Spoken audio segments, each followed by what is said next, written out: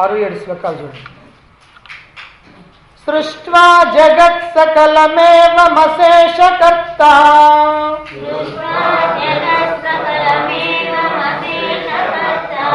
తత్ర విశత్ పునరుపాగత జీవభావః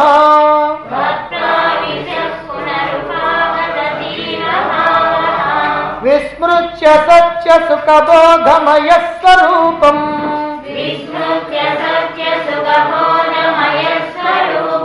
భ్రాంత్యా భ్రమత్యనిశమస్త వివేకలేశః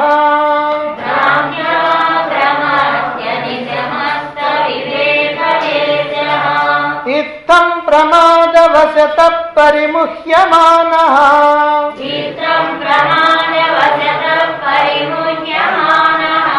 దేహాత్మబుద్ధి పరికల్పిత కర్మబంధః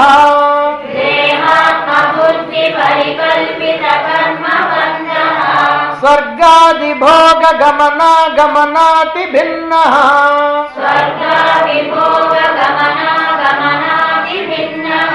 లూతావదేశ భవమభ్యగమచ్చిదాత్మా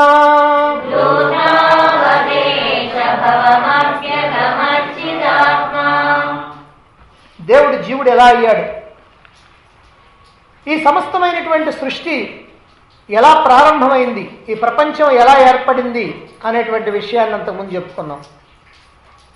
ఈ ప్రపంచం ఏర్పడిన తర్వాత మరి ఆ పరమాత్మ ఈ జీవుడిగా ఎలా వచ్చాడు అని అంటే, సకల జగత్తుని సృష్టించినటువంటి పరమాత్మ ఆయన సర్వవ్యాపకుడు గనక, అంతటా ఉండేటువంటి వాడు గనక, సూక్ష్మాతి సూక్ష్మమైనటువంటి వాడు గనక ఈ ప్రపంచంలో కూడా ఉండిపోయాడు.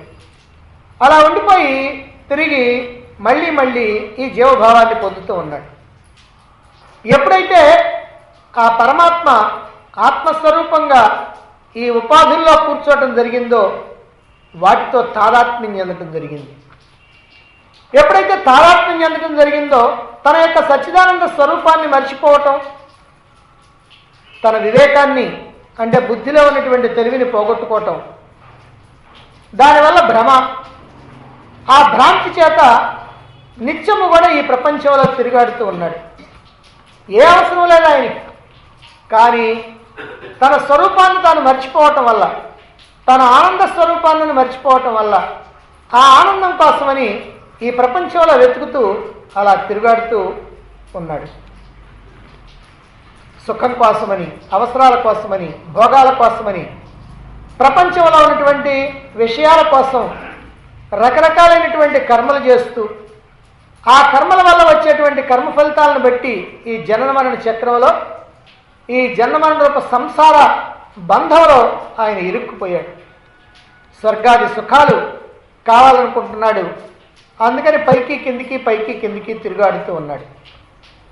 గమనాగమన, అలా స్వర్గానికి పోవటం, పుణ్యకర్మలు చేయటం, స్వర్గానికి పోవటం, అవి ఖర్చు అయిపోయిన తర్వాత మళ్ళీ రావటం, మళ్ళీ పోవటం, మళ్ళీ రావటం, ఇలా సాగిస్తూ దుఃఖాలు పడుతూ, ఎట్లయితే సాలిపురుగు తన నోట్లో నుంచి వచ్చినటువంటి సొంగతో ఏర్పాటు చేసుకున్నటువంటి గూడులో తాను ఇరుక్కుపోతా ఉందో, అలాగే పరమాత్మ తానే సృష్టించినటువంటి ఈ ప్రపంచంలో తాను ఇరుక్కుపోతూ ఉన్నాడు. ఇరుక్కుపోయినట్లుగా అనిపిస్తూ ఉన్నాడు. కాబట్టి ఇలా జగత్తులో ఆ పరమాత్మ జీవుడిగా వ్యవహరిస్తూ ఉన్నాడు. అయితే ఇంతకీ ఈ జీవుడు ఎవరు? మరి ఆ పరమాత్మే ఈ సృష్టిని చేయలేదంటున్నారు, ఈశ్వరుడు చేశాడంటున్నారు. మరి ఆ ఈశ్వరుడు ఎవరు? జీవుడెవరు? ఈశ్వరుడెవరు? ఈ విషయాన్ని కూడా ఇక్కడ తెలియజేస్తున్నారు చాలా స్పష్టంగా. ఇది ఎందుకని తెలియజేయటం అంటే, జీవుడెవరో ఈశ్వరుడెవరో చక్కగా తెలుసుకోవాలా. తెలుసుకున్న తర్వాత జీవుడికి ఈశ్వరుడికి భేదమేమీ లేదని కూడా గ్రహించాలి. ఎప్పుడైతే అలా భేదం లేదని గ్రహించగలుగుతారో అటువంటి వాళ్ళు మాత్రమే ఈ జనన మరణ రూప సంసార చక్రాన్ని తరించి పైకి పోగలుగుతారు. మిగిలినటువంటి వాళ్ళంతా ఇందులోనే బంధంలోనే కొట్టుకోవాలి. జీవుడు వేరు, దేవుడు వేరు అని అనుకుంటా ఉండేటువంటి వాళ్ళు ఇలా ఈ సంసార బంధంలో ఇరుక్కోవాలి. అందుకే జీవుడు ఈశ్వరుడు ఎవరో ఏమిటో వాళ్ళిద్దరి మధ్య ఉన్నటువంటి తేడా ఏమిటో, వాళ్ళిద్దరి మధ్య ఉన్నటువంటి పోలిక ఏమిటో దాన్ని ఇక్కడ చెప్పబోతా ఉన్నారు. ఏం చెప్తున్నారో 8వ శ్లోకం చూడండి. మాయాయుతస్త్వగమతీశ్వరతాం చిదాత్మా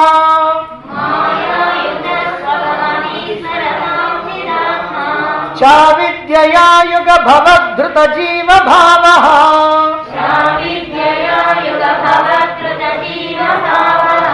మాయా భవేత్ విమల సత్వ గుణ ప్రధాన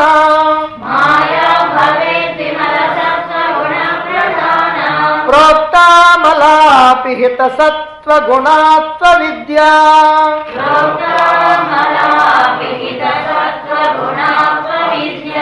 మాయాయుతస్త్వగమదీశ్వరతాం చిదాత్మా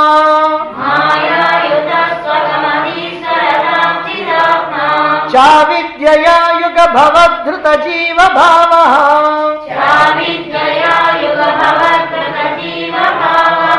మాయా భవేత్ విమల సత్వ గుణ ప్రధాన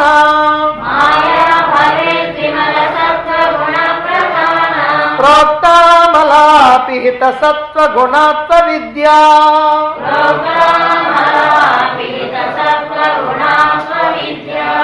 చిదాత్మతు, చిదాత్మ అంటే చైతన్య రూపమైనటువంటి ఆత్మ, చైతన్య స్వరూపమైనటువంటి ఆత్మ మాయాయుత, మాయతో కూడినటువంటి వాడై ఈశ్వరతాం ఆగమః, ఈశ్వరుడు అవుతున్నాడు.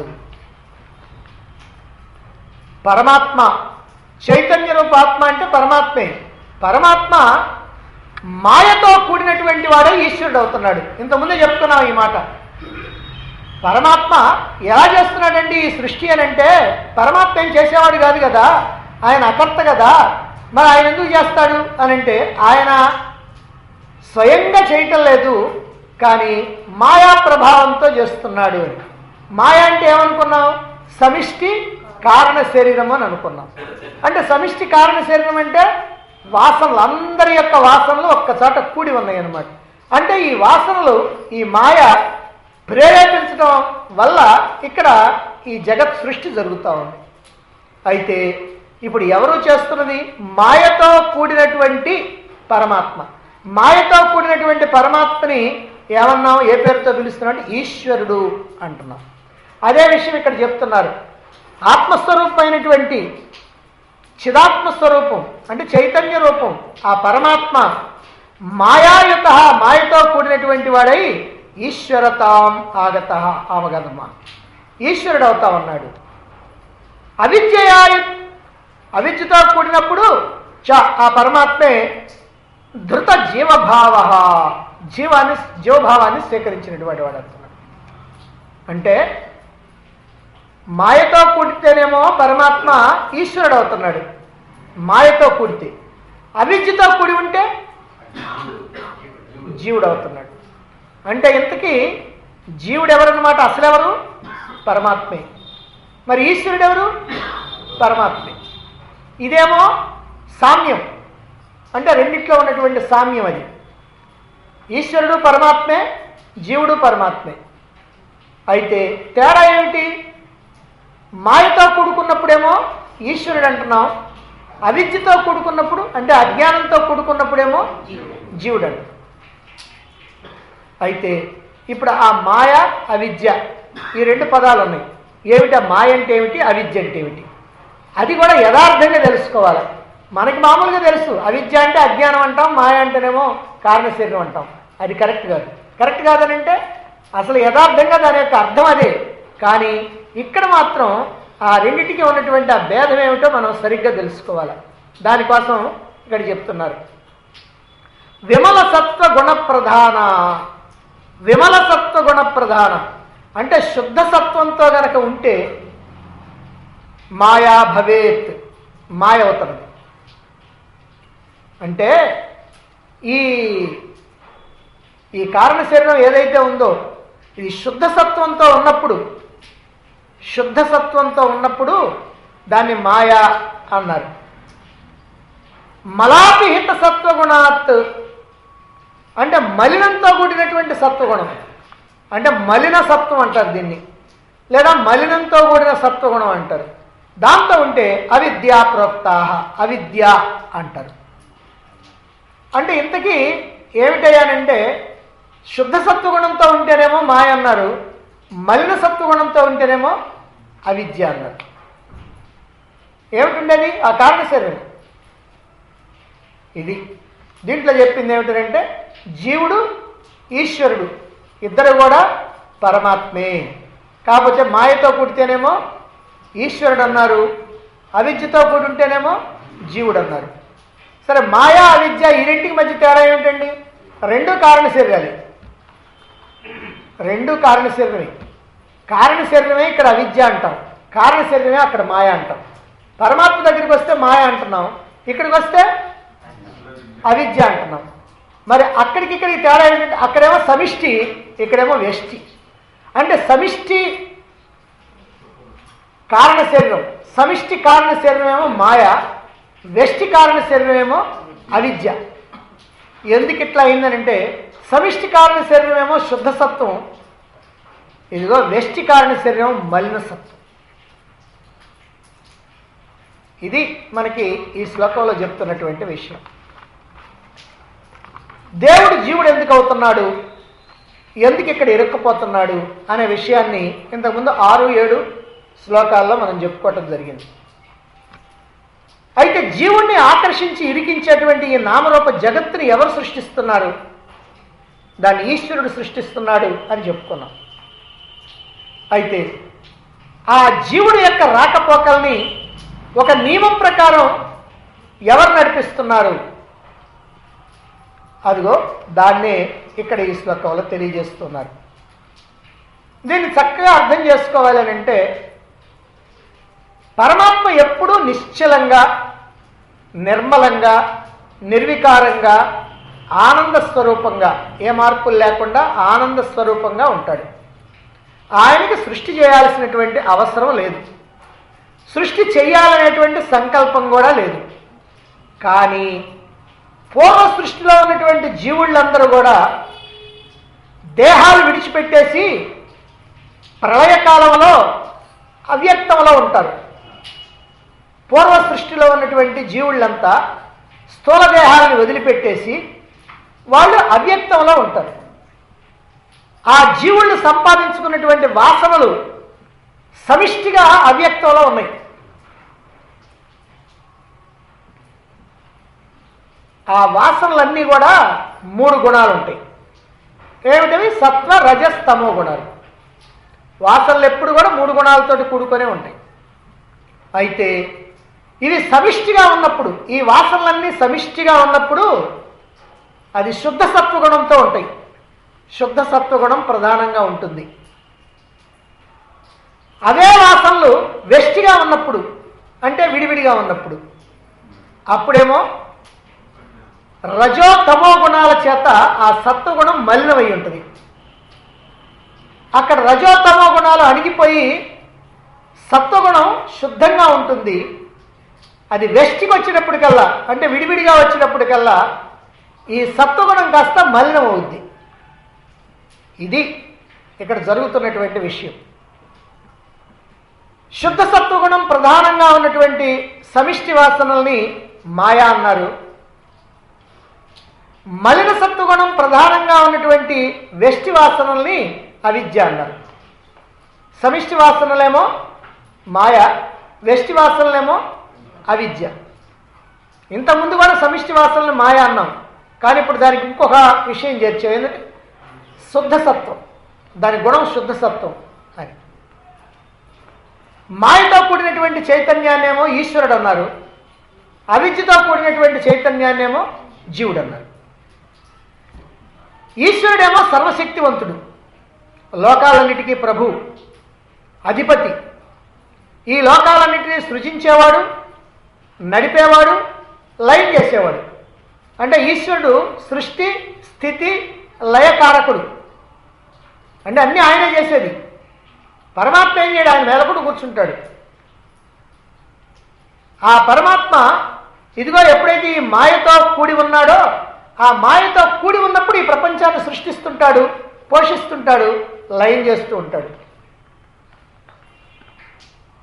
జీవుల యొక్క అనుభవాలకి, అంటే జీవుళ్ళు అనుభవాలు పొందాలి ఈ లోకంలో.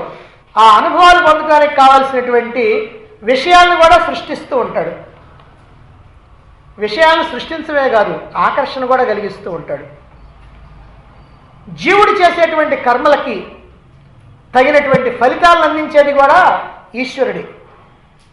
ఈ విషయాన్నే రమణ మహర్షి ఉపదేశసారంలో మొట్టమొదటి శ్లోకంలో చెప్పారు. కర్తురాజ్ఞయా ప్రాప్యతే ఫలం కర్మ కిం పరం కర్మ తజ్జడం. కర్తృ ఆజ్ఞ, కర్త యొక్క ఆజ్ఞ చేతనే ఈ కర్మఫలాలన్నీ మనం అనుభవించడం జరుగుతున్నది అని. ఎవరా కర్త? అక్కడ రమణ మహర్షి యొక్క ఉద్దేశంలో ఉన్నటువంటి ఆ కర్త ఎవరంటే ఈశ్వరుడే. కాబట్టి ఈశ్వరుడే మనకి మనం చేసినటువంటి కర్మలకు తగినటువంటి ఫలితాన్ని ఇస్తూ ఉన్నాడు. మనం సామాన్యంగా ఏమంటామంటే, ఓ భగవంతుడా నాకెందుకు ఈ కష్టాలు తెచ్చిపెట్టావయ్యా అని అంటూ ఉంటాం. నిజంగా భగవంతుడు మనకు కష్టాలు తెచ్చిపెడతానికి ఆయనకేం పని పాపం? ఆయనకేం పని బాట్లేదా? లేదా ఆయనకేమైనా మన మీద కచ్చా? లేదా కొంతమంది మీద ఏమైనా ఇష్టమా? ఒకవేళ అట్ట కనుక ఎవరి మీద రాగం ద్వేషం కనుక ఉంటే ఆయన భగవంతుడు ఎట్టవుతాడు? పరమాత్మ ఎట్టవుతాడు? కనుక ఆయనకేమి లేదు, ఆయన మామూలుగానే ఉంటాడు. మరైతే ఎందుకు జరుగుతుంది? ఈశ్వరుడు చేస్తున్నాడు. సరేనంటే ఈశ్వరుడికి ఏమైనా ఖర్చా? అదే ఆయనకి కూడా ఏం ఖర్చు లేదు. కానీ అదిగో ఆ సమిష్టి వాసనలు ఉన్నాయి చూశారు, ఆ సమిష్టి వాసనల యొక్క ప్రేరణ కారణంగా ఆయన ఈ ప్రపంచాన్ని సృష్టిస్తున్నాడు, పోషిస్తున్నాడు, లయం చేస్తున్నాడు. ఎవరెవరికి ఏమి రావాలనో వాటిని అందిస్తున్నాడు. ఎట్లా? వాళ్ళు చేసుకున్నాయి, వాళ్ళు పూర్వంలో చేసుకున్నటువంటి కర్మఫలాలు వాసనలు ఉన్నాయి కదా, వాటి ప్రకారమే వాళ్ళకి అందిస్తూ ఉంటాడు. అందువల్ల ఆయనకి కూడా రాగద్వేషాలు లేవు. ఒకటికి సుఖాన్ని ఇచ్చినా, ఒకటికి దుఃఖాన్ని ఇచ్చినా ఆయనకి మాత్రం రాగద్వేషాలు లేవు. ఎందుకంటే సుఖాన్ని ఇచ్చినట్టువే, ఎవరికైతే సుఖాన్ని ఇచ్చాడో ఇప్పుడు వాడికే మళ్ళీ కష్టాన్ని ఇస్తాడు. ఎవరినైతే ఇప్పుడు కష్టపెట్టాడో వాడికి ఇప్పుడు మళ్ళీ సుఖం వస్తుంది. ఎందుకనంటే అదిగో వాడు చేసుకున్నటువంటి వాడికి పక్వానికి వచ్చినప్పుడు వాడై పొందుతూ ఉంటాడు. అందువల్ల ఈశ్వరుడే కర్మఫల ప్రదాత. సమస్తమైనటువంటి కర్మలకి ఫలితాన్ని ఇచ్చేటువంటి వాడు ఈశ్వరుడే. అంతేకాదు ఆ ఈశ్వరుడే ఏం చేస్తున్నాడు? వాళ్ళ వాళ్ళ వాసనలకి తగినటువంటి దేహాన్ని, స్థూల దేహాన్ని సృష్టించి ఈ లోకంలోకి పంపిస్తూ ఉన్నాడు. పరమాత్మ చైతన్యం సర్వత్రా వ్యాపించి ఉంటుంది కనుక ఆ దేహాల్లో కూడా ఉంటుంది. ఆయన దేహాన్ని సృష్టించాడు కదా, దేహాన్ని సృష్టించిన తర్వాత ఆ పరమాత్మను తీసుకొచ్చి ఆయన పెట్టడు. ఆ దేహాన్ని సృష్టిస్తూ ఉంటేనే అందులో పరమాత్మ కూడా ఉంటాడు. ఎందుకంటే ఆయన సృష్టించేటప్పుడు అక్కడ పరమాత్మ ఉన్నాడు, పరమాత్మ చైతన్యం ఉంది. ఇప్పుడు కుమ్మరి కుండ తయారు చేస్తున్నాడు అనుకోండి, కుండంతా తయారు చేసిన తర్వాత మట్టి తీసుకొచ్చి అందులో పెట్టడు. అసలు మట్టితోటే కుండ తయారవుతూ ఉంటుంది. కుండ తయారైందంటే అందులో మట్టి ఉందని, శరీరం తయారైందంటే అందులో చైతన్యం ఉందని. ఎందుకని? ఆ చైతన్యమే కదా ఈ దేహం అంతా కూడా. అందువల్ల ఇలా తయారైపోతూ ఉంటాయి దేహాలన్నీ కూడా ఆ ఈశ్వరుడి యొక్క ప్రేరణతో ఇలా తయారైపోతూ ఉంటాయి. ఎప్పుడైతే ఈ దేహాలు తయారైనయో, ఈ దేహాల్లో ఆత్మ చైతన్యం వచ్చి కూర్చుందో వెంటనే ఇది జీవుడైపోతూ ఉన్నాడు. ఈ దేహంలో ఎప్పుడైతే పరమాత్మ వచ్చి కూర్చున్నాడో జీవుడు అవుతున్నాడు. మరి ఈ జీవుడు యథార్థంగా ఎవరు? పరమాత్మే. అయితే ఈ జీవుడు ఇక్కడ చేసేటువంటి కర్మల కారణంగా, ఇక్కడ చేసేటువంటి కర్మల వల్ల ఆయా లోకాలకు వెళ్ళి, అంటే ఈ లోకంలో అనుభవించాల్సి ఉంటే ఈ లోకంలో అనుభవిస్తాడు, ఆ లోకాల్లో అనుభవించాల్సి ఉంటే ఆ లోకంలో అనుభవిస్తాడు. సుఖం అనుభవించాల్సి ఉంటే స్వర్గం, కష్టాలు దుఃఖాలు అనుభవించాల్సి వస్తే నరకం, లేదా అవి రెండు అనుభవించాల్సి వస్తే ఇక్కడ వాటిని వీటిని రెండింటిని అనుభవిస్తూ ఉంటాడు. ఇలా వెళ్ళి తిరిగి వస్తూ ఉంటాడు. ఏ లోకానికి వెళ్ళినా తిరిగి రావాల్సిందే. ఇప్పుడు గాలిపటం ఉందనుకోండి, మన దగ్గర దారం ఉంది, మనం వదులుతాం, దారం ఉన్నంత వరకు వదులుతాం. ఎంత దూరం పోయినా ఎక్కడ తిరిగినా సరే ఈ దారం మన చేతిలో ఉన్నంతకాలం మళ్ళీ ఇక్కడికి రావాల్సిందే. అదే ప్రకారంగా నువ్వు ఏ లోకానికి వెళ్ళినా ఆ లోకంలో నువ్వు అనుభవించవలసినటువంటి సుఖమో దుఃఖమో అనుభవించిన తర్వాత తిరిగి మళ్ళీ ఈ లోకానికి రావాల్సిందే. ఆ జీవుడు కర్మలు చేయటానికి ఈ దేహేంద్రియాలని, ప్రపంచాన్ని సృష్టించడం జరిగింది. కర్మలు చేయాలంటే దేహేంద్రియాలు కావాలి. ఒట్టి దేహేంద్రియాలంటే సరిపోతే ప్రపంచం ఉండాలి. కాబట్టి దేహేంద్రియాల్ని, ఆ ప్రపంచాన్ని సృష్టించాడు. ఇక కర్మఫలాలు అనుభవించడానికేమో మనస్సుని, ఎందుకంటే కర్మఫలాలంటే సుఖం దుఃఖం అనుభవించేది మనస్సు కదా. అందుకని ఈ కర్మఫలాలు అనుభవించడానికేమో తగినటువంటి సూక్ష్మ శరీరం అంటే మనస్సుని, అలాగే స్వర్గాది లోకాలను సృష్టించాడు. కాబట్టి ఈ సృష్టి అంతా కూడా ఎవరండి చేసింది అని అంటే ఈశ్వరుడు చేశాడు. ఎవరి కోసం చేశాడంటే ఈ జీవుల కోసమే చేశాడు. కాబట్టి ఈశ్వరుడు ఈ జీవుల కోసం ఈ సమస్తమైనటువంటి సృష్టిని చేశాడు. ఈ జీవుల యొక్క స్థూలమైనటువంటి దేహాలను కూడా తయారు చేసి పంపించడం జరిగింది. ఈ విధంగా కర్మఫలాలని అనుభవించేటువంటిది జీవుడు, కర్మఫలాలని అందించేవాడు ఈశ్వరుడు. మరి ఇద్దరు ఎవరయ్యా? ఒకే ఆత్మ చైతన్యం. జీవుడు ఆత్మయే, ఈశ్వరుడు కూడా ఆత్మే. జీవుడు ఆత్మనని తెలియకుండా అజ్ఞానంలో ఉన్నంత కాలం, అయ్యా నేను ఆత్మని అని తెలియకుండా నేనేదో సామాన్యుణ్ణి, నేనేదో మానవుణ్ణి, నేనేదో జీవుణ్ణి అని అనుకుంటూ ఉన్నంత కాలం ఈ జగత్తుని సత్యం అని అనుకుంటాడు. ఈ జగత్తుని ఎప్పుడైతే సత్యం అని అనుకున్నాడో ఈ జగత్తులో ఉన్నటువంటి వస్తువులు, విషయాలు, భోగాలు ఇవన్నీ కూడా కావాలనుకుంటూ ఉంటాడు. అంతేకాకుండా ఈ జగత్తును సృష్టించినటువంటి ఈశ్వరుడు కూడా సత్యం అని అనుకుంటాడు. ఎంతకాలమైతే ఈ జీవుడు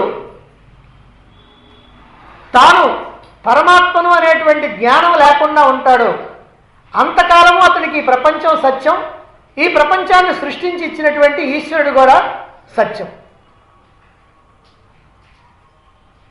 ఈ జనన మరణాలు సత్యం అనుకుంటాడు. అజ్ఞానంలో ఉండి ఈ సంసార జన్మమరణ చక్రంలో ఇరుక్కుపోతాడు. ఇప్పుడు రాత్రి మనకు స్వప్నం వచ్చింది. ఈ స్వప్న పురుషుడు ఏమనుకుంటాడు? ఆ జరుగుతున్నదంతా నిజం అనుకుంటాడా కాదా? తన దేహం కూడా నిజం అనుకుంటాడా కాదా? రాత్రి స్వప్నంలో ఆ స్వప్న పురుషుడు అంటే నేనేనంటాం మనం, కానీ నేను అని అంటే ఈ దేహమా? ఈ దేహం ఎక్కడుంది? పక్క మీద ఉంది, కదలకుండా ఉంది. కానీ అక్కడ ఓ దేహం ఉంది కదా, అక్కడ నేను. ఆ నేను ఏం చేస్తున్నది? ఎక్కడెక్కడో తిరుగుతుంది, ఏదేదో చేస్తున్నది, ఎవరెవరితోటో మాట్లాడుతుంది, పోట్లాడుతుంది, తగాదాడుతుంది, ఇవన్నీ చేస్తూ ఉంది. దెబ్బలు తింటా ఉంది, ఏడుస్తూ ఉంది, నవ్వుతూ ఉంది. ఈ అనుభవాలన్నీ కూడా పొందుతూ అబద్ధం అనుకుంటున్నాడా ఆ స్వప్న పురుషుడు? నిజం అనుకుంటున్నాడా? నిజమనే అనుకుంటాడు. లోకము నిజం అనుకుంటాడు, తాను నిజం అనుకుంటాడు, అనుభవాలు నిజం అనుకుంటాడు. అయితే ఎప్పుడు తెలుస్తుంది అది అబద్ధమని? మేలుకుంటే తెలుస్తుంది. మేలుకుంటే అది అంత అబద్ధము అని తెలుస్తుంది. అదేవిధంగా ఇక్కడ జీవుడు కూడా ఎంతకాలం అయితే నేను జీవుణ్ణి అనేటువంటి భావంలో ఉండి నేను ఆత్మనని తెలియకుండా అజ్ఞానంలో ఉంటాడో ఆ అజ్ఞానంలో ఉన్నంతకాలం ఈ జగత్తు సత్యమే, తాను సత్యమే, ఈ అనుభవాలు పొందడం సత్యమే, ఇదంతా సత్యమే. మరైతే ఎప్పుడు ఇదంతా కూడా ఒట్టిదే అనేటువంటి విషయం తెలుస్తుంది? తాను మేలుకున్నప్పుడు. మేలుకోవటం అంటే ఏమిటి? ఇక్కడ నిద్రపోవటం మేలుకోవటం అంటే అజ్ఞానం నుంచి మేలుకోవటం. అజ్ఞానం నుంచి మేలుకొని జ్ఞానైతే అంటే నేను ఆత్మని అని కనుక తెలిస్తే, ఆత్మని అని తెలియటంతో జీవుడు వట్టిదే, జీవుడు చూసిన ప్రపంచం వట్టిదే, పొందిన అనుభవాలు వట్టిదే. ఎప్పుడైతే రాత్రి స్వప్నంలో ఉన్నటువంటి స్వప్న పురుషుడు అదృశ్యమైపోయాడో, ఈ జాగ్రత్త పురుషుడు వచ్చాడో, ఈ జాగ్రత్త పురుషుడు రావటంతో స్వప్న పురుషుడు వట్టిదే, స్వప్న ప్రపంచం వట్టిదే, స్వప్నంలో పొందినటువంటి అనుభవాలు వట్టిదే. కాబట్టి ఈ రకంగా ఈ జీవభావంలో ఉన్నంత వరకు ఈ ప్రపంచం అంతా సత్యంగా ఉంటుంది. ఇందులో మనం కూరుకుపోతూ ఉంటాం, ఇందులోనే మనం ఏదో సుఖాలు భోగాలు పొందాలనుకుంటాం, పొందుతూ ఉంటాం. పొందితే మళ్ళీ చాలక ఇంకా ఏదో కావాలనుకుంటాం, పొందలేకపోతే అదే కావాలనుకుంటాం. ఈ ప్రకారంగా ఇక్కడ ఇరుక్కుపోతా ఉన్నాడు పరమాత్మ అయినటువంటి ఈ జీవుడు. మరైతే ఈ జీవుడు ఈశ్వరుడు ఈ ఇద్దరు ఒకటే కదండి. జీవభావాన్ని వదులుతాను నేను, ఎట్టొకటి జీవభావాన్ని వదిలిపెట్టి నేను పరమాత్మను అనుకుంటాను. మరి ఈశ్వరుడు కూడా అడ్డం ఉన్నాడు కదండి. మరి అదెట్లా అని అంటే ఈశ్వరుడి సంగతి నీకు అక్కర్లా. నువ్వు ఎప్పుడైతే జీవభావాన్ని వదిలిపెట్టావో అప్పుడు ఈశ్వరుడు ఆటోమేటిక్గా వట్టిదైపోతాడు.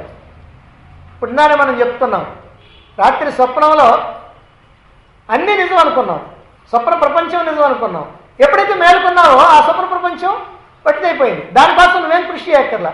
అలాగని ఇక్కడ ఈశ్వరుడు జీవుడు జీవభావాన్ని పోగొట్టుకోవాలా, ఈశ్వరుడు ఈశ్వరత్వాన్ని పోగొట్టుకోవాలా. పోగొట్టుకుంటే ఇద్దరు పరమాత్మ అవుతారు. ఇద్దరు పరమాత్మ అవుతారంటే ఉన్నదంతా ఒక్కటే. ఇంతకాలం నేను అనుకున్నటువంటి నేను, అదిగో ఈశ్వరుడు అనుకున్నటువంటి ఆయన, రెండు ఒక్కటే అనే విషయం తెలుస్తుంది. ఇప్పుడు మనకి ఇక్కడంతా తెల్లగా కనపడతా ఉంది. ఎందుకంటే తెల్లటి లైట్లు ఉన్నాయి కాబట్టి తెల్లగా కనపడుతుంది. మనం కనుక ఎర్ర కళ్ళజోడు పెట్టుకున్నాం అనుకోండి, ఎలా కనపడుద్ది? ఎర్రగా కనపడతాం. అంటే ఇప్పుడు మనకేమో ఎర్ర కళ్ళజోడు ఉంది, ఇక్కడేమో అంత ఎరుపు ఉంది. ఏమంటే నేను కష్టపడి నా కళ్ళజోడు తీసేస్తాను కానీ ఎరుపు ఎట్లా తీసేస్తానండి, ఇంత ఎరుపుని నేను ఎట్లా తీసేస్తాను అని మనకు అనుమానం. అంటే అక్కడ అనుమానం రాదులే, నేను ఊరికే చెప్తున్నాను. ఇంత ఎరుపు నేను ఎట్లా తీసేస్తాను? ఈ ఎరుపుని తీసేయడానికి నువ్వేం శ్రమపడక్కర్లా, నీ కళ్ళజోడు తీర్చాలి. నీ కళ్ళజోడు తీస్తే వెంటనే ఎరుపు పడిపోద్ది. అలాగనే నీ జీవభావాన్ని కనుక నువ్వు వదిలేస్తే అక్కడ ఈశ్వరుడు కూడా పరమాత్మ అయిపోతాడు. ఈశ్వరుడు అనేటువంటి వాడు అదృశ్యుడు అవుతాడు. అదృశ్యుడై ఇప్పుడు ఎవరుంటారు? కేవల పరమాత్మ మాత్రమే ఉంటాడు. కాబట్టి మనం ఈ భ్రమలో ఎంతకాలం అయితే ఉంటామో, ఈ అజ్ఞానంలో ఎంతకాలం అయితే ఉంటామో, ఈ జీవభావంలో ఎంతకాలం అయితే ఉంటామో, నేను ఆత్మని తెలియకుండా ఆ జ్ఞానంలో ఎంతకాలం అయితే ఉంటామో అంతకాలం కూడా ఈ వ్యవహారం అంతా తప్పదు.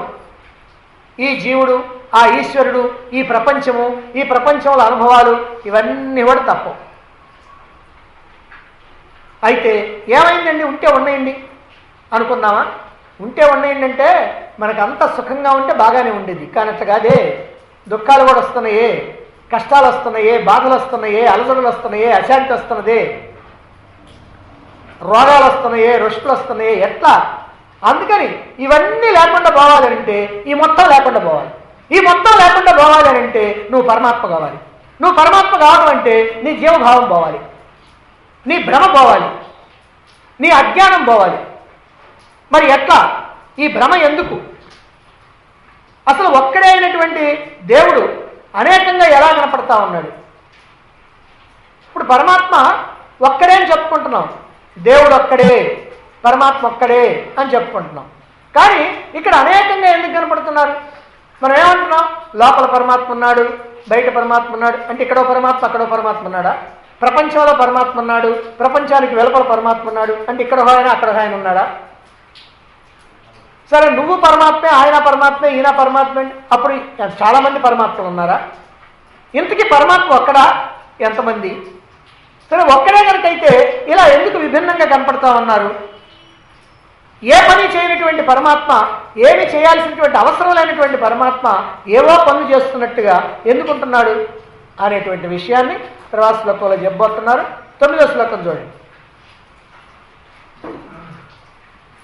ఏక్యోప్యనేక ఇవ భాతి శరీర భేదాత్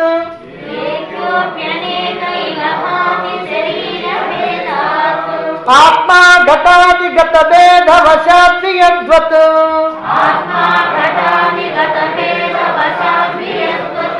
దేహేంద్రియాదిషు చలత్సు నిజ ప్రకాశాత్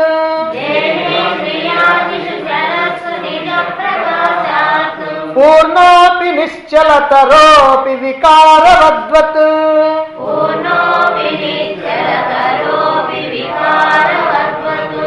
ఏక్యోప్యనేక ఇవ భాతి శరీర భేదాత్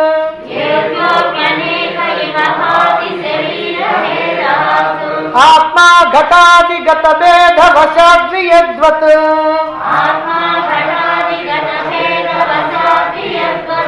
దేహేంద్రియాదిషు చలత్సు నిజ ప్రకాశాత్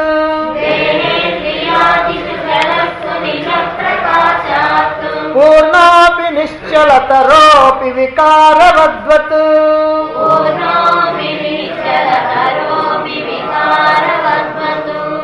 ఘటాది భేదవశాత్ కుండ మొదలైనటువంటి వాటి యొక్క భేదాల వల్ల, ఘటం అంటే కుండ, ఘటాది భేదాత్వశాత్ అంటే కుండ మొదలైనటువంటి వాటి యొక్క భేదాల వల్ల వియత్వత్తు, వియత్ అంటే ఆకాశం, ఒక్కటైనటువంటి ఆకాశం ఎట్లా అనేకంగా అనిపిస్తుందో.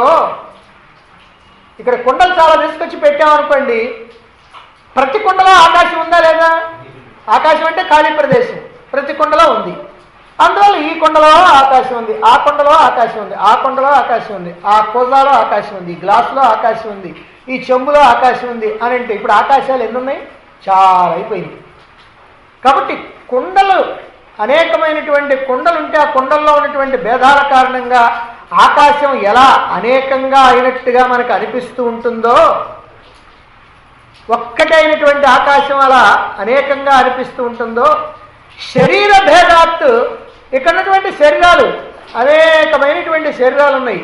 ఈ శరీర భేదాలను బట్టి ఏకహ అపి ఆత్మ, ఒక్కటైనటువంటి ఆత్మ అనేక ఇవ భాతి, అనేకంగా అనిపిస్తుంది, ప్రకాశిస్తుంది, కనిపిస్తుంది. ఇలా అనేకంగా ఉంది, ఆత్మ అనేకంగా ఉంది అని అనిపిస్తుంది. ఎందుకంటే ఈ దేహాలు, కొండల వల్లనేమో ఆకాశం అనేకంగా ఉందనిపిస్తుంది, దేహాల వల్లేమో ఆత్మ అనేకంగా ఉందని అనిపిస్తూ ఉంటుంది. పూర్ణ అనిశ్చలత అపి, పూర్ణ అపి నిశ్చలత అపి. పూర్ణ నిశ్చలత, పరిపూర్ణమైనటువంటిది, నిశ్చలం, కదలకుండా అలా చక్కగా ఉండేది, నిశ్చలత్వంగా ఉండేటిది. అయినప్పటికీ కూడా పరమాత్మ చలత్సు దేహేంద్రియాదిషు, చలత్సు దేహేంద్రియాలు, కదులుతుండేటువంటి ఈ దేహేంద్రియాల వల్ల నిజ ప్రకాశాత్, అలా ప్రతిఫలించడం వల్ల వికారవద్వత్, కదులుతున్నట్లుగా, మార్పులు చెందుతున్నట్లుగా అనిపిస్తుంది. ఇక్కడ రెండు విషయాలు. ఒకటి, అనేకంగా ఎట్లుంది, కదలంది కదులుతున్నట్టుగా ఎందుకు అనిపిస్తుంది? ఈ రెండు కూడా మనకు అనిపించడమే, నిజం కాదు. పరమాత్మ కదిలేది కాదు, పరమాత్మ అనేకం కాదు, పరమాత్మ ఒక్కటే, ఏకం అద్వయం. మరి ఒక్కటైనటువంటి పరమాత్మ అనేకంగా ఎందుకు అనిపిస్తుంది? కదలకుండా ఉన్నటువంటి పరమాత్మ కదులుతున్నట్టుగా ఎందుకు అనిపిస్తూ ఉంది? ఎక్కడొచ్చిందంటే తేడా, ఈ శరీరాల వల్ల మనకు భ్రమ కలిగిందనమాట. ఈ శరీరాలను చూస్తున్నప్పుడే మనకి భ్రమ. ఏకమైనటువంటి పరమాత్మ అనేక జీవులలో, మనుష్యులు, జంతువులు, పశుపక్షాదులు, క్రిమికీటకాలు, చెట్టు చేమలు, కొండలు, నదులు, పర్వతాలు, రాళ్ళు, రప్పలు, అన్నింటిలో ఎక్కడ పడితే అక్కడ పరమాత్మ అంతటా ఉంది. అనేక జీవులలో అనేక రూపాలుగా ఇలా వ్యక్తం అవుతా ఉంది. ఏ మార్పులు లేనటువంటి పరమాత్మ అనేకమైనటువంటి మార్పులతో, వికారాలతో కూడినటువంటి జీవులుగా ఎలా వ్యక్తం అవుతా ఉంది అని దీనికి సమాధానమే ఈ శ్లోకం. పరమాత్మ నిజంగా పూర్ణుడు, నిశ్చలుడు. పూర్ణహతి నిశ్చలహతి, పూర్ణుడు నిశ్చలుడు పరమాత్మ. ఏ కదలిక లేనటువంటి వాడు, ఏ మార్పులు లేనివాడు, ఏ వికారాలు లేనటువంటి వాడు. ఆయన నిజంగా అనేకంగా మారడు. పరమాత్మ అనేకంగా ఎప్పుడు మారడు, ఏ వికారాలకి లోనుగాడు. కానీ మనకి అనేకంగా ఉన్నట్టు అనిపిస్తూ ఉంది, పరమాత్మ కూడా కదులుతున్నట్టుగా అనిపిస్తుంది. ఇప్పుడు మనం ఏమంటామంటే, ఏమండి వాడు పరమాత్మ స్వరూపుడు అన్నాం. మనం ఏం చూస్తున్నాం? వాడి దేహాన్ని చూస్తున్నాం, పరమాత్మ స్వరూపుడు అంటున్నాం. మరి పరమాత్మ స్వరూపుడే వాడు కదులుతున్నాడు కదా, కాబట్టి పరమాత్మ కదులుతుంది అంటాం. కానీ నిజం ఏమిటంటే వాడు కదులుతున్నాడు కానీ పరమాత్మ కదలటల్లా, పరమాత్మలో వాడు కదులుతున్నాడు. పరమాత్మ కదలటానికి వీల్లేదు. ఓ చక్కని ఉదాహరణ ఏమిటంటే, మీరు చెరువులో దిగి, చెరువులో అన్ని నీళ్ళే కదా ఉంది, చెరువులో దిగి ఓ చెంబు ముంచండి. ఇప్పుడు చెంబులో ఏమున్నాయి? నీళ్లు. అంటే చెరువే ఉంది, అంటే చెరువు అంటే నీళ్ళే. కాబట్టి చెరువు అంతా నీళ్ళే కదా. ఇప్పుడు చెంబును ముంచినప్పుడు చెంబులో ఏమున్నాయి? నీళ్ళు ఉన్నాయి. చెంబు బయట ఏమున్నాయి? నీళ్ళు ఉన్నాయి. ఇప్పుడు చెంబునట్టు కదిలించామనుకో, మనం ఏమనుకుంటున్నామంటే చెంబులో నీళ్ళు ఉన్నాయి కదా, ఆ నీళ్లు కదులుతున్నాయి అనుకుంటున్నాం. కానీ అసలు విషయం ఏమిటంటే లోపల ముంచిన తర్వాత నీళ్ళన్నీ బయట లోపల అంతటా ఉన్నాయి. అయ్యేం కదలటల్లా, మన చెమ్ము మాత్రం కదులుతాం. అదే ప్రకారంగా ఇక్కడ కూడా ఏమిటంటే అన్ని జీవులలో పరమాత్మ ఉన్నాడంటున్నాం. అన్ని జీవులలో కాదు, జీవులకు వెలుపల అసలు మొత్తం ఉన్నదంతా పరమాత్మే. ఆయన ఎక్కడా కదలటానికి వీల్లేదు. అందులో ఈ జీవుళ్ళు కదిలాడుతూ ఉన్నాయి. జీవుళ్ళు కదులుతుంటే ఆ జీవుల్లో ఉన్నటువంటి పరమాత్మ కూడా కదులుతున్నట్టుగా మనకు అనిపిస్తూ ఉంది. దానికే ఇక్కడ ఒక ఉదాహరణ చెప్పారు. ఆకాశం. ఆకాశం అంతా ఎప్పుడు కూడా ఒక్కటే. దాన్ని ఎవరు కూడా డివైడ్ చేయడానికి వీల్లేదు. దానిలో ఏ భాగాలు లేవు. కానీ వేరు వేరు కొండలు కోజాలు ఇట్లాంటివన్నీ కూడా అక్కడ తీసుకొచ్చి పెట్టామనుకోండి, అప్పుడు అన్నిట్లో కూడా ఆకాశం ఉన్నట్టుగా మనకు తెలుసు. అప్పుడు చాలా వాటిట్లో ఆకాశం ఉన్నట్టు కాబట్టి ఆకాశం ఇదిగో ఇన్ని రకాలుగా ఇన్ని ముక్కలుగా ఉన్నది, దాంట్లో ముక్క, దీంట్లో ముక్క, దీంట్లో ముక్క ఉంది అని మనం అనుకుంటాం. అంటే భ్రమపడుతూ ఉంటాం అన్నమాట. వేరువేరు కొలతలతో వేరువేరు ఆకారాలతో ఆకాశం ఉన్నట్టుగా మనకు అనిపిస్తుంది. కుండలోని ఆకాశం కుండాకారంగా ఉంటుంది, కూజాలోని ఆకాశం కూజా ఆకారంగా ఉంటుంది, సట్టిలోని ఆకాశం సట్టిగా ఉంటుంది, పిడతలో ఆకాశం పిడతాకారంగా ఉంటుంది. అంటే దేనికదే అట్లా ఉన్నట్టుగా మనకు అనిపిస్తూ ఉంటుంది. కానీ యథార్థం ఏమిటంటే అంతా ఒక్కటే. ఆ ఒక్కటే మనకి ఎప్పుడు తెలుస్తుందని అంటే వాటన్నింటినీ పగలబెట్టామనుకోండి, అన్నీ ఇక్కడ పెట్టాం, అన్నీ ఒక కర్ర తీసుకొని మొత్తం బాలబెట్టాం. బాలబెట్టిన తర్వాత ఇప్పుడు కుండలో ఆకాశం ఎక్కడుంది, పూజాలో ఆకాశం ఎక్కడుంది, ఆ పిడతలో ఆకాశం ఎక్కడుంది, ఇప్పుడు ఎక్కడుంది? ఇప్పుడు వేరువేరుగా ఉందా? అంతా ఒక్కటే. ఇందాక కూడా అంతా ఒక్కటే.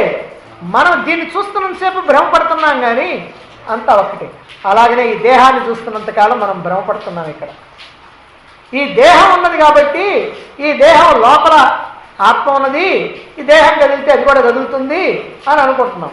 దేహం కదిలితే కదిలే దేహంలో ఉన్నటువంటి స్థూల భాగాలన్నీ కదులుతాయి కానీ ఇంకా మిగిలిన ఏమి కదవు, సూక్ష్మ భాగం ఏం కదలదు. ఆ సూక్ష్మాతి సూక్ష్మమైనటువంటి పరమాత్మ కదలకుండా అలాగే ఉంటాడు. కాబట్టి పరమాత్మ ఎప్పుడు కదిలేటువంటి వాడు కాదు, అతడు నిశ్చలంగా ఉండేటువంటి వాడు. అతడు ఒక్కడే, అనేకం కాదు. అనేకం అనేటువంటిది మన యొక్క భ్రమ. ఇక నిశ్చలంగా ఉంటాడంటానికి కూడా మనం ఒక ఉదాహరణ చూసుకోవచ్చు.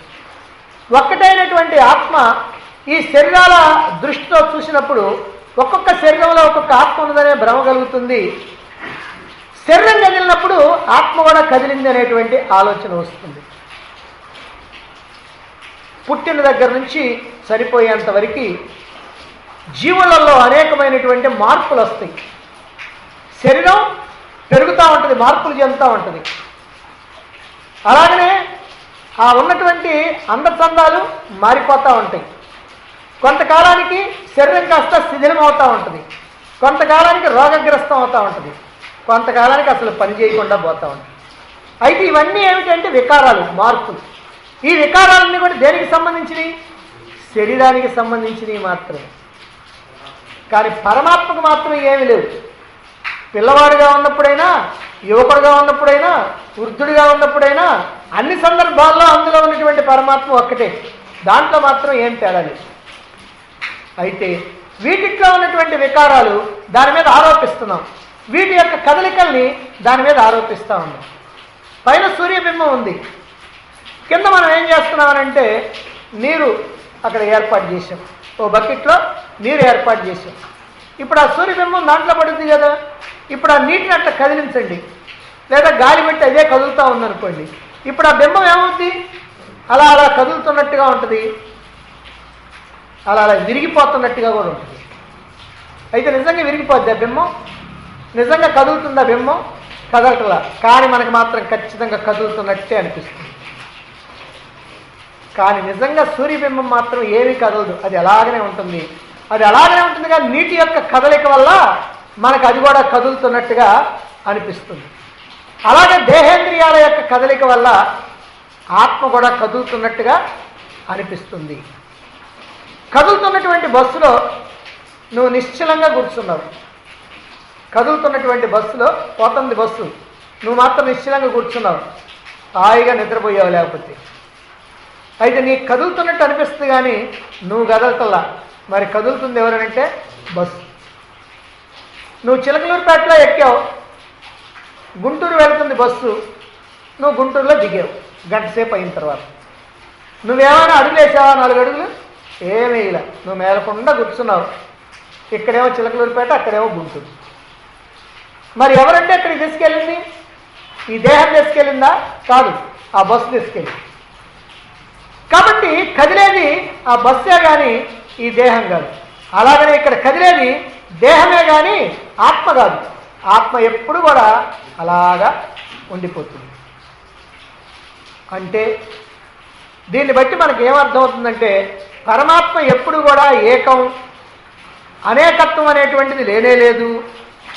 అనేకంగా ఉన్నట్లు భ్రమలో ఉన్నటువంటి చూచేవాడి దృష్టి దోషం తప్ప, అనేకంగా ఉందని చూచేవాడి దృష్టి దోషమే తప్ప నిజంగా మాత్రం అక్కడ ఏ రకమైనటువంటి భేదం లేదు, ఏ రకమైనటువంటి అనేకత్వం లేనే లేదు.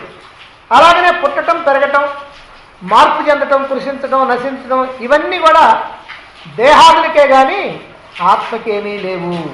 ఇవన్నీ ఆత్మకు చెందినవి కావు.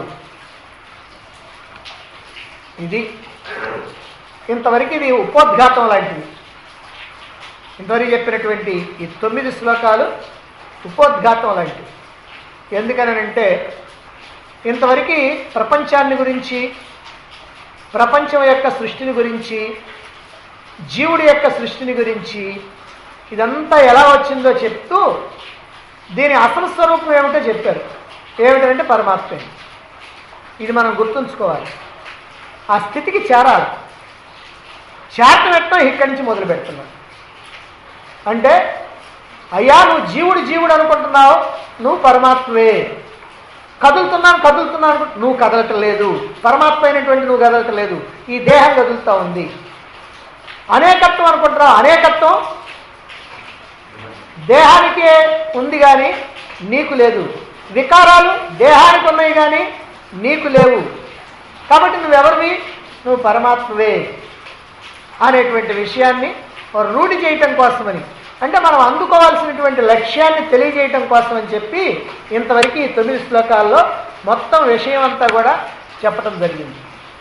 అయితే ఇప్పుడు జీవుడు భ్రమలో ఉన్నాడు అనేటువంటి విషయం నిర్ద్వంద్వం. ఇప్పుడు మనం అందరం భ్రమలో ఉన్నాం అనేటువంటి విషయం కరెక్ట్. నిజంగా రాత్రి కల వచ్చినప్పుడు కూడా మనం స్వప్నంలో ఉన్నాం. అంటే అది కూడా భ్రమే, స్వప్నం. మరి అయితే మన యథార్థ స్వరూపానికి ఎట్లా వస్తున్నాం? ఆ స్వప్నంలో ఎవరిని వచ్చి అయ్యా ఇది స్వప్నం, నువ్వు నిజంగా వీడివి కాదు, నువ్వు వాడివి, కాబట్టి నువ్వు కాస్త అదిగా మారాలా అని ఎవరిని వచ్చి చెబుతున్నారా? ఎవరు చెబుతలా. కానీ ఆ టయానికి మనమే మేలుకుంటున్నాం, అది కాస్త మర్చిపోతున్నాం, దీంట్లో ఉంటున్నాం. మరి అట్లాగే ఏమండి మనం ఇప్పుడు జీవుడిగా భ్రమలో ఉన్నాం కదా, పక్కన మనం కూడా ఆత్మ అయిపోతే బాగుంటుంది కదా. బాగానే ఉంటుంది కానీ అట్టగా అదైతే అప్రయత్నంగా వచ్చి అప్రయత్నంగా పోతుంది. ఇది ప్రయత్నంతో వచ్చింది, ప్రయత్నంతోనే పోద్ది.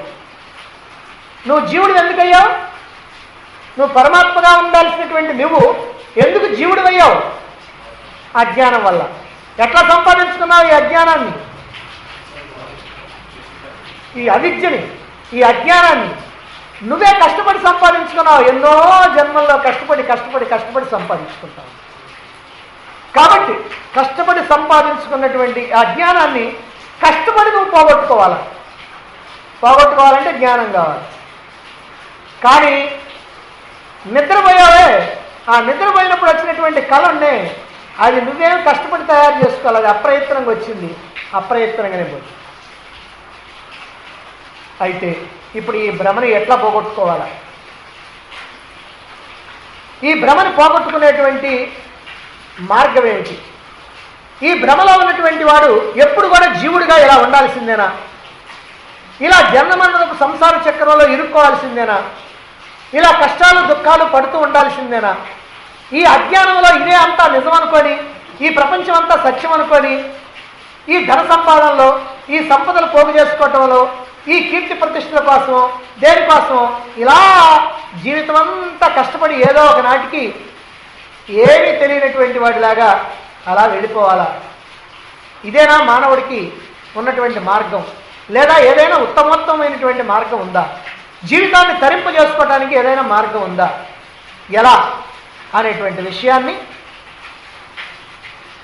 జీవుడి యొక్క, ఈ భ్రమలో ఉన్నటువంటి జీవుడి యొక్క గతి ఏమిటి, ఎవడు ఈ దుఃఖాన్ని, బంధాలని, వీటన్నింటినీ, అజ్ఞానాన్ని వదిలించుకొని తన ఆనంద స్వరూపమైనటువంటి ఆ ఆత్మలో ఉండగలుగుతాడు అనేటువంటి దాన్ని ఇక చెప్పబోతా ఉన్నారు 10వ శ్లోకం నుంచి. రేపటి నుంచి చెప్తున్నాం.